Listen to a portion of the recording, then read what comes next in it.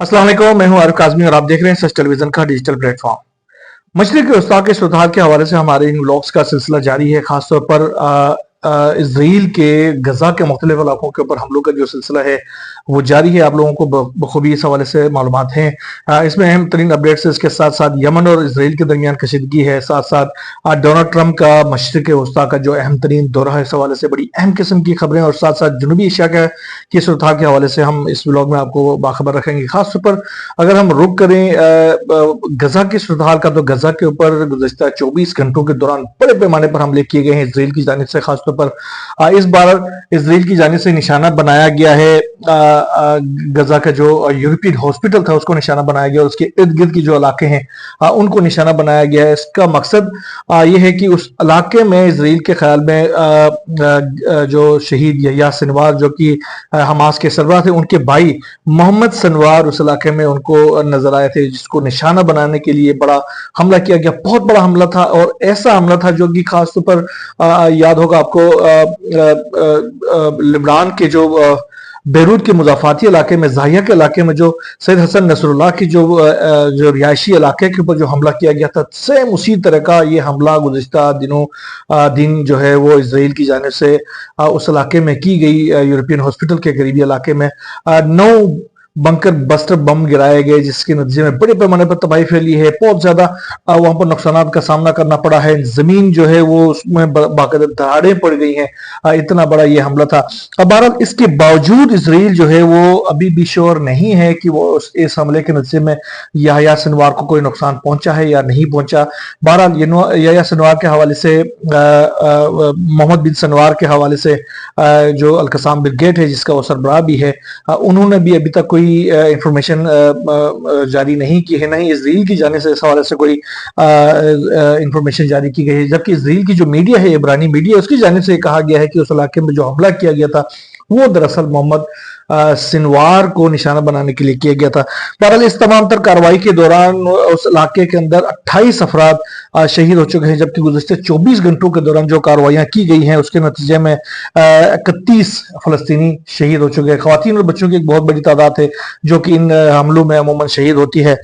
इसके अलावा रेस्क्यू टीमों ने तकरीबन 20 जख्मियों को वहां से रेस्क्यू करके उनकी जिंदगी बचाई है, जबकि मुख्तलिफ जो इमारतें हैं उनके मलबे तले से तकरीबन 15 लाशें वो भी बरामद की गई हैं। इसके साथ साथ जो गजा की पट्टी के अंदर जो गुज़श्ता 18 मार्च को जो हमलों का जो दूसरा सिलसिला इसराइल की जानिब से शुरू किया गया था, उससे अब तक जो हलाकतें हुई हैं उनकी तादाद तकरीबन 2780 हो गई है, जो कि फलस्तीनी बच्चे और ख्वातीन और बुजुर्ग शहीद हो चुके हैं और 7680 से ज्यादा जो है वो जख्मी हो चुके हैं। अच्छा, इसके अलावा बरतानवी मैगजीन, मशहूर मैगजीन है द इकोनॉमिस्ट, उसने एक रिपोर्ट जारी की है जिसमें ये बताया गया है कि ये जो बयान किया जा रहा है कि 7 अक्टूबर 2023 से अब तक जो फलस्तीन में जो इजरायली हमलों के दौरान शहीद हुए हैं उनकी तादाद अभी तक तो हमारे पास तकरीबन 50 से 60 हजार के दरमियान है, लेकिन दर हकीकत ये जो तादाद है वो तकरीबन 1,09,000 से ज्यादा उन्होंने बताई है। इतने ही उससे ज्यादा तकरीबन 1.5 लाख के करीब जख्मी भी हैं। तो ये जो तादाद है अब द इकोनॉमिस्ट की जानिब से शाया किए गए हैं, तो बहुत बड़ी तादाद है, आपने अंदाजा लगाया होगा। इसके अलावा अभी रेबल्स के नीचे मलबे तले बहुत सारे लोग अभी भी दफन हुए हैं जिनकी तलाश जारी है। इसके साथ साथ बहुत सारे लोग ऐसे भी हैं जो कि इजराइल के जो धमाके थे, जो हमले थे, जो बम थे, उनकी इंटेंसिटी के तले आकर वो बिल्कुल वाइप आउट हो गए हैं, उनका नाम और निशान तक बाकी नहीं बचा है। उनकी तादाद अलग है। हमास की जानिब से जवाबी कार्रवाइयों का सिलसिला भी इजराइल के खिलाफ इसी तरीके से जारी है। हमास मुसलसल हमले कर दिए। गुज़िश्ता दिन जो कार्रवाई की गई इजराइल की जानिब से, उसके नतीजे में भी हमास ने पहली बार एक बड़ा हमला किया है अल-कसाम ब्रिगेड की जानिब से। अश्कलोन को निशाना बनाया गया, उसके बाद सदरोत के इलाके को निशाना बनाया गया। ये दोनों बड़े अहम किस्म के जो इलाके हैं इजराइल के, जहां पर उनकी इकोनॉमी बहुत ज्यादा वहां पर ग्रो कर रही होती है इस इलाके के अंदर, यानी हम इनको इकोनॉमिक हब कह सकते हैं, जिसको हमास की जानिब से निशाना बनाया गया। बड़े पैमाने पर वहां पर तबाही के आसार हैं जो कि जो इजराइल से रिलेटेड जो सोशल मीडिया है उसमें दिखाए जा सकते सकते हैं, लेकिन आपको पता है वहां भी गोदी मीडिया है भारत की तरह, तो वो जो है इसराइल के अंदर होने वाले तबाही के आसार को दुनिया को दिखाती नहीं है। वो बेंजामिन नेतन्याहू के हुक्म के मुताबिक ही अपनी रिपोर्टिंग करते हैं, तो वो इस तरीके से अपने जो नुकसान है उसको इस तरीके से जारी नहीं करते। दूसरी तरफ मैं आपको बता दूं कि ट्रंप जो है वो जनूबी एशिया मशरकी वस्ता के दौरे पर पहली दफा वो निकले हैं और रियाज में बड़ी अहम किस्म की उसने मुलाकातें की हैं। खासतौर पर गुज़िश्ता दिन जो है रियाज में सदारती महल के अंदर, शाही महल के अंदर उसको बड़ा पुरतबाग उसका इस्तकबाल किया गया और इसके बाद उन्होंने एक बड़े इज्तिमा से खिताब भी किया है, जिसमें खासतौर पर उन्होंने कहा कि मैं जो है वो मैं मुआहदे इब्राहिमी के ऊपर बहुत फख्र करता हूँ और उम्मीद करता हूँ कि सऊदी अरब भी जो है वो जल्द इस मुआहदे के ऊपर मुआहदे पर शामिल हो जाएगा। इसके साथ साथ उन्होंने सऊदी अरब को ये भी जोर दिया है कि वो सऊदी अरब जो है वो इसराइल को तस्लीम करे। उन्होंने कहा कि सऊदी अरब का इसराइल को तस्लीम करना मेरी हौसला अफजाई होगी, इज्जत अफजाई होगी। आप अंदाजा लगाएं कि ट्रंप जो है वो भीख मांग रहे हैं इसराइल को तस्लीम करने के हवाले से सऊदी अरब से। दूसरी तरफ उन्होंने इस अपने खिताब में ईरान को भी निशाना बनाया। उन्होंने कहा कि ईरान जो है वो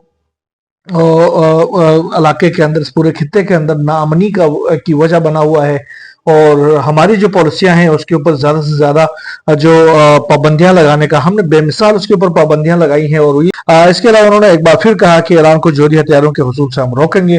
तो साथ में अब्बास अरागची जो कि ईरान के वजीर खारजा हैं, उन्होंने भी ट्रंप के इस अहम तरीन बयान का जवाब दे दिया। उन्होंने कहा, सवाल किया है ट्रंप से कि जो 60,000 जो अफराद हैं गजा के अंदर जो शहीद हो चुके हैं अभी तक, उनको किसने किया है? हमने किया है।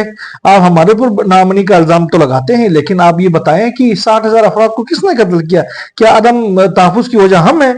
आपको मालूम होना चाहिए कि ज्यादा से ज्यादा जो आपकी जो दबाव बढ़ाने की जो पॉलिसियां हैं वो पहले भी नाकाम हो चुकी थी, अब भी नाकाम है और मुस्तकबिल में भी वो नाकाम हो जाएंगी, क्योंकि आपकी जो पाबंदियां हैं उनका हमारे ऊपर कोई असर नहीं होने वाला। हम इन पाबंदियों को अपने लिए नेमत समझते हैं और हम अपनी इंडिजीनियस जो कैपेबिलिटीज है उनको सामने लेके आते हैं। तो आप बेफिक्र रहें कि आप जो पाबंदियां लगाना चाहते हैं, आप हमारे ऊपर ज्यादा दबाव डालना चाहते हैं, उसका हम तो कोई असर नहीं पड़ने वाला। सदर पेज़ेश्कियान ने भी कहा कि हम मुज़ाकरात में अपने उसूलों से हरगिज पीछे नहीं हटेंगे। बहरहाल ट्रंप जो है वो जितनी पाबंदियां लगाना चाहता है लगा ले। दूसरी तरफ मशरिक़ वस्ता के इस दौरे के दौरान बड़ी अहम डेवलपमेंट ये भी हुई है कि गुज़िश्ता रोज उसी जलसे के अंदर, इसी तकरीब के अंदर ट्रंप ने ये ऐलान भी किया कि वो शाम पर से जो पाबंदियां हैं वो हटा रहे हैं। तमाम तर पाबंदियां शाम से हटाई गई हैं और आज जो है शाम के जो अबूरी सदर हैं अहमद अल-शुरा, उनसे मुलाकात हुई है डोनाल्ड ट्रंप की। ये 25 साल बाद किसी अमरीकी सदर की शामी किसी रहनुमा के साथ मुलाकात हुई है और इस मुलाकात में ये जो मुलाकात थी उसकी मेजबानी जो है सऊदी वली अहद मोहम्मद बिन सलमान ने की है।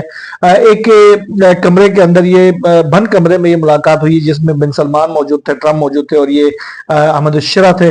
जबकि लाइव वीडियो के अंदर, के जरिए वीडियो लिंक के जरिए रजब तैयब एर्दोगान इसमें शामिल थे। यानी ये 4 अफराद इस मुलाकात में शामिल थे। इंतहाई खुफिया समझे की मुलाकात थी, बंद कमरे में मुलाकात थी, जिसमें खासतौर पर मशरिक़ी वस्ता के जो खित्ते की सूरत हाल के हवाले से बातचीत की गई और इस हवाले से जो कुछ बातें सामने आई हैं, कुछ नुकात सामने आई, उसमें ये बात सामने आई है कि ट्रंप ने अहमद अल-शुरा से ये मुतालिबा किया है कि वो जल्द अज जल्द मुआहदे इब्राहिमी में शामिल हो जाए। दूसरा ये कि गैर मुल्की जो दहशतगर्द हैं शाम के अंदर उनको निकाल बाहर करें और तीसरा उन्होंने कहा कि जो फलस्तीनी मज़ाहमती रहनुमा है उनको उन्होंने दहशतगर्द करार दे दिया। उसके साथ साथ उन्होंने कहा कि अहमद अल-शुरा इन फलस्तीनी दहशतगर्दों को मुल्क से बदर करे, इसके साथ दाइश की बहाली को रोकने में अमेरिका की मदद करें और साथ में शुमाल मशरकी शाम में जो दाइश के जो कैंप हैं उनका कंट्रोल अहमद अल-शुरा की गवर्नमेंट संभाले। ये मुतालिबात ट्रंप ने किए हैं अहमद अल-शुरा से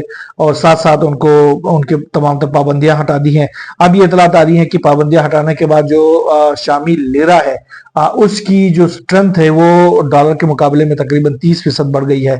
दूसरी तरफ यमन के ऊपर, जब यमन से अमेरिका ने तो शिकस्त तस्लीम करके वहां जंग बंदी करके गायब हो गया है, लेकिन अमेरिका का जो दोस्त है इसराइल जो है वो मुसलसल यमन के ऊपर हमलों का सिलसिला जारी रखा हुआ है।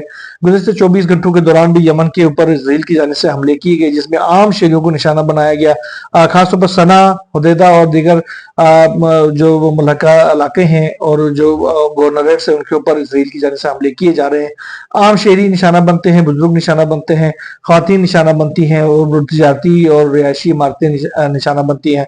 लेकिन जो यमनी गवर्नमेंट है उसकी जानिब से भी इसराइल के ऊपर हमलों का सिलसिला जारी है। उन्होंने कोई एक लम्हा भी इसराइल के ऊपर हमलों का सिलसिला नहीं रोका है।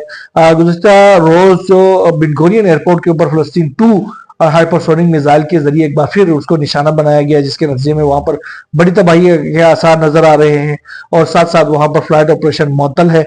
ब्रिगेडियर यहिया सरी जो कि यमन के आर्म फोर्सेस के तर्जुमान भी हैं, उन्होंने भी इस हवाले से कहा है कि उनका जो मिसाइल था वो कामयाबी के साथ हिट कर गया है बेन गुरियन एयरपोर्ट को, जिसके बाद वहां पर बड़ी अफरा तफरी मची है, क्योंकि कुछ फ्लाइट्स वो यमनी जो वार्निंग्स है उनको खाते में न लाते हुए कुछ ममालिक के जो एयरलाइंस है वो ऑपरेट कर रही हैं, तो उनको एक बार फिर जनरल यहिया सरी ने खबरदार किया है कि हम आपको मुसलसल कह रहे हैं कि इसराइल के किसी भी शहर की तरफ बेन गुरियन एयरपोर्ट समेत किसी भी शहर की तरफ आप लोग अपने फ्लाइट ऑपरेशन है उसको मुअत्तल कर दें, क्योंकि हमारे हमले जो हैं वो सुबह भी और शाम में भी बेन गुरियन एयरपोर्ट और इर्द गिर्द के जो शहरों के अंदर जो इजरायली एयरपोर्ट है उनके ऊपर हमारे हमले जारी हैं, और आप अगर ऑपरेट करते हैं तो फिर उसमें होने वाले तमाम तर जो नुकसान होगा उसका खमियाजा आपको भुगतना पड़ेगा और उसकी जिम्मेदारी आपके ऊपर आयद होगी। इसके अलावा अगर हम रुख करें जनूबी एशिया का, तो जनूबी एशिया में भारत और पाकिस्तान के दरमियान जो कशीदगी है उसमें किसी हद तक कमी तो आई है, लेकिन इल्जामात का सिलसिला, धमकियों का सिलसिला मोदी सरकार की जानिब से अभी भी जारी है। जो पाकिस्तान की जानिब से जो जारी किए गए थे जो शहादतों के जो इरादतशुमार, उसमें 11 आर्म फोर्सेस के एहलकार शहीद हो चुके थे, लेकिन मुतअद्दिद जख्मी भी थे। उनमें से 2 अफराद जो है 2 एहलकार आज भी शहीद हो गए हैं, जिसके साथ ही जो फौजी जो शहादतें हैं उनकी तादाद 13 हो गई है। इसके साथ साथ भारत ने पाकिस्तान ने भारत के जो सफारतकार है उनको भी नापसंदीदा शख्स करार देकर मुल्क छोड़ने का हुक्म दे दिया है। ये सूरत है। भारत अभी भी उसी तरीके से ही अपने डिटाई में अड़ा हुआ है और वो ये कह रहा कि मैं जो इंडस वाटर ट्रीटी है वो मुअत्तल रहेगी, साथ में कश्मीर के ऊपर कोई बातचीत नहीं होगी। ये अब आने वाले दिनों में इस हवाले से हमारी नजरें हैं जनूबी एशिया के सूरत हाल के हवाले से और मशरिक़ वस्ता के सूरत हाल के हवाले से भी जो भी नई डेवलपमेंट सामने आएगी इंशाल्लाह हम